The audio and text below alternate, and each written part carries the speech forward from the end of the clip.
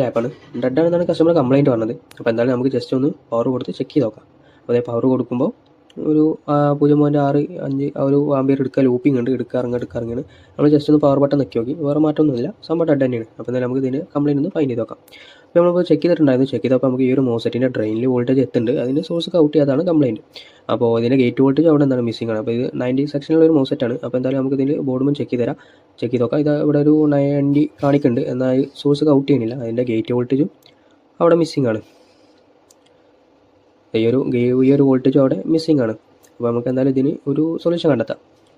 അപ്പോൾ നമ്മൾ ആ മോസറ്റ് തന്നെയായിരുന്നു കംപ്ലയിൻറ്റ്. അപ്പോൾ അത് ആ മോസറ്റ് നമ്മൾ റീപ്ലേസ് ചെയ്തിട്ടുണ്ട്, കുഴപ്പമൊന്നുമില്ല. ഇപ്പോൾ നമ്മൾ റീപ്ലേസ് ചെയ്ത് പവർ കൊടുത്ത് അപ്പോൾ ഒരു 9 ആമ്പിയർ 10 ആമ്പിയർ എടുത്ത് നിൽക്കുന്നുണ്ട്. ഇപ്പോൾ അതേ ഈ ഒരു ഇതിൻ്റെ സോഴ്സിലേക്ക് വോൾട്ടേജ് ഔട്ട് ചെയ്യുന്നുണ്ട്, അതിൻ്റെ ഗേറ്റ് വോൾട്ടേജ് ഒക്കെ പ്രസൻറ്റ് ആയിട്ടുണ്ട്. സംഭവം ഓക്കെയാണ്. നമുക്ക് ജസ്റ്റ് പവർ ബട്ടൺ നെക്കി നോക്കാം. പവർ ബട്ടൺ നെക്കിയപ്പോൾ അതേ ഒരു 800 ആമ്പിയർ എടുത്ത്, കുഴപ്പമൊന്നുമില്ല. ബോർഡ് ഓണായി, ഡിസ്പ്ലേക്ക് വന്നു, ഓക്കെ.